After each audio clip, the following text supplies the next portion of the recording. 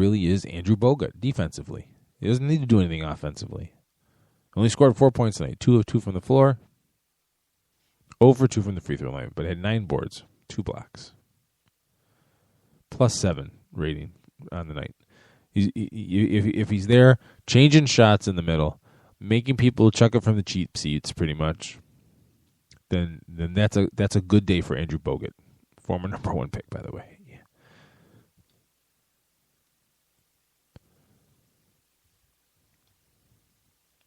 For the Sixers, I mean, they're just a pile of blah.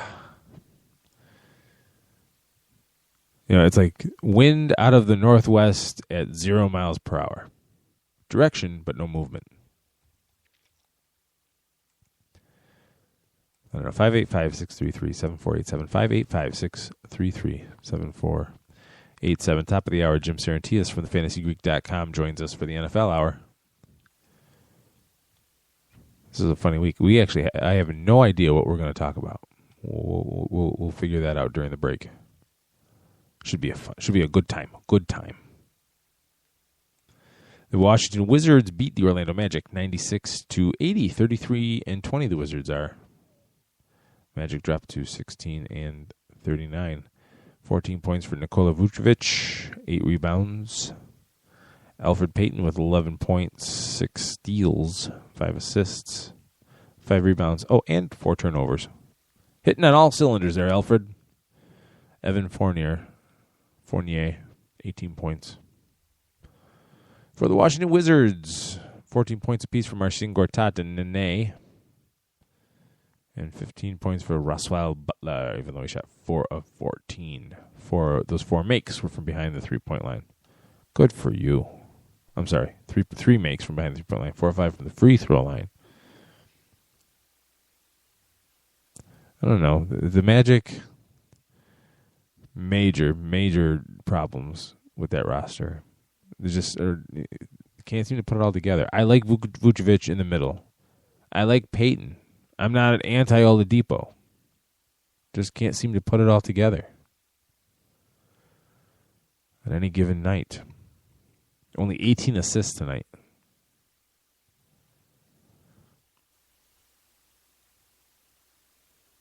But when you're trailing, they took less threes than the Wizards. Shot 22 threes, made 4. Oof. Story of this game was the third quarter. Orlando was outscored 31-19 in the third quarter.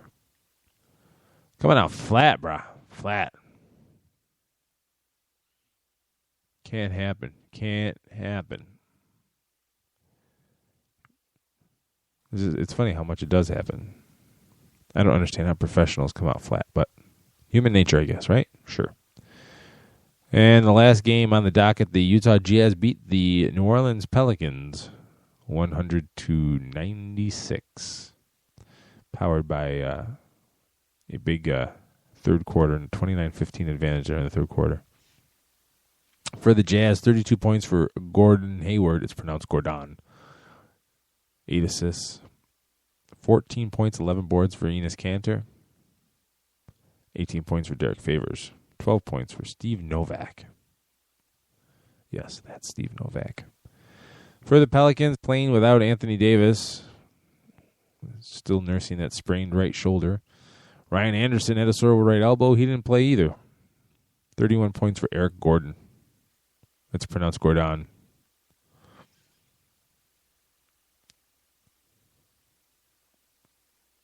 (18-10) for Tyreek Evans. 10 assists for Tyreek Evans. 7 boards. 15 points for Luke Babbitt.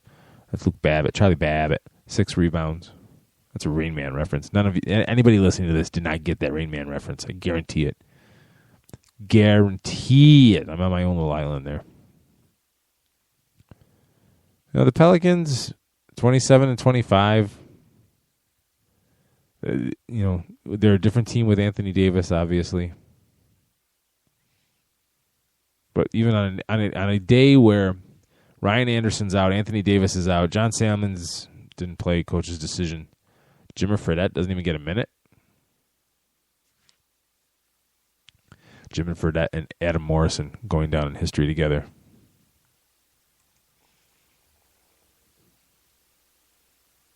The darlings of college basketball could score at will.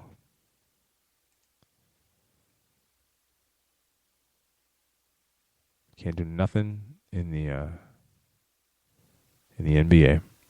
We only got a couple of minutes left. I just want to touch on some Major League Baseball headlines as well.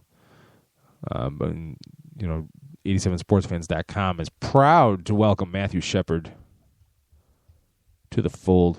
He'll be covering baseball along with John Maloris, host of the Johnny Bobo Show with Bob Sullivan on Thursday nights, 10 p.m. Eastern Time at latenightsportsradio.com. See how I did that? Worked that right in. It was great. The San Diego Padres and James Shields striking a deal. So Shields leaves one blah franchise to go to another blah franchise. Yeah, I know the Royals were the darlings last year. Hey, fantastic, But what were the Royals before last year? They were blah, Kansas City, Kauffman Stadium, blah. Then he goes to the Padres, the blah Padres. It's the only way I can describe them. But 14-8 record with a 3.21 ERA, 180 strikeouts, and just 44 walks in 227 innings for the Kansas City Royals last season. He agrees to a 4-year deal that will pay him around $75 million. Now, I gotta ask, kids. I mean, what are we really expecting out of the San Diego Padres this year? I mean, looking at obviously we haven't had spring training yet, so depth charts are kind of shaky, if that. Derek Norris on the infield, Derek Norris behind the plate, Yonder Alonso at first base, Jed Gyorko at second base, Yangervis Solarte at third base, Alexei Amarista at shortstop, Justin Upton in left field, Will Myers in center, Matt Kemp in right field. So it's the Shields and Kemp show. Pretty much. Starting rotation, Shields, Andrew Kashner, Tyson Ross, Ian Kennedy, and Brandon Morrow. You know what this is, kids? Now that I'm running my mouth about it, I'm setting up the San Diego Padres to win 90 games this year. Just so you know, that's just how it works. Whenever I write a team off, they're guaranteed to be successful. So, Padres fans, you're welcome. It's just that simple. And and you look at the NL West as a whole, and obviously San Francisco is the defending champions and all that, blah, blah, blah. But the Dodgers are going to be strong again. And, San Diego gets a Dodger in their outfield, and Matt Kemp, so that'll add a little flavor. Colorado, see if they can keep Tulowitzki healthy long enough to trade him. And Arizona's got a whole new regime, which last year was really unfortunate because I just feel like last year with Arizona, they started the year in Australia, and they never got back on track. It ended up costing Kirk Gibson his job, and now you end up with Tony La Russa and Dave Stewart running the show in Arizona. So it'll be fantastic. All right, well, it's time for our second break, and when I come back, Jim Saranteas, the fantasy Greek himself, will join me to talk a little NFL football, going down all the NFL headlines. We'll talk a little Seahawks, I guess, since I wrote my nice big article about them on 87sportsfans.com. You're listening to 87 Sports Fans live on Late Night Sports Radio.